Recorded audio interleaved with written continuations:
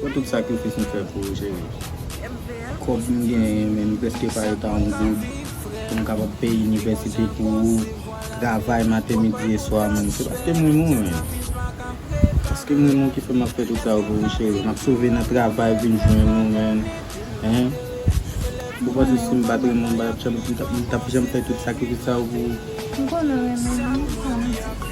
Sa fè m dekou profite m bon kote m dejou. Saya mau beli macam tu. Ada okey beli.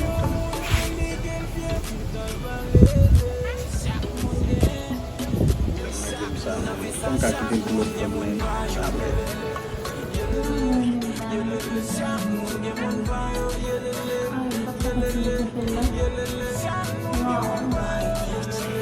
Bangun ni waktu kita pergi jodian baru sekolah ini aku.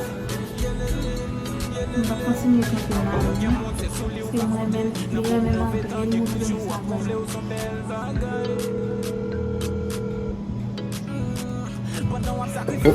Madame Mandela Brilin, salgen la.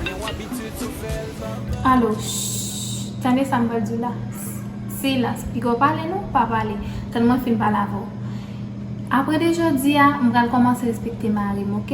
M pa ka continuer ensemble encore. M pa continuer dans relation ensemble avant parce que mari moi même en pile, mari lui montrer qu'elle même en pile la font pile sacrifice pour moi et pas possible pour m'a tromper mari, OK?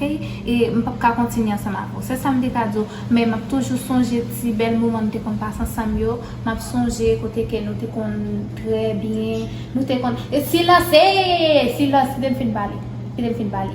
Et m'a toujours songé tout bel petit moment côté que nous qu'on a sorti ensemble, faire photo à mémoire, qu'on a dans hôtel, nous qu'on fait nous qu'on passer petit moment yo ensemble et nous te qu'on boire petit crème ensemble, nous te qu'on a dans restaurant, faire la go caché, m'a toujours songé petit moment ça, OK? M'pa jamais petit moment ça.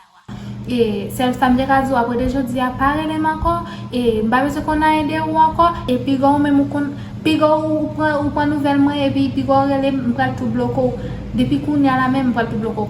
OK, qu'est-ce que ça dit? Dis-moi ça dit là. Attendez, mais c'est avec ma ou parler là chérie. Ou te kon l'autre sou moi comme ça là.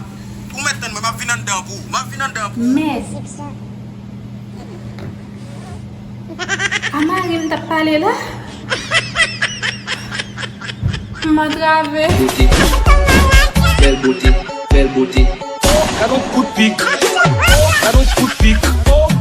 Don't throw right now.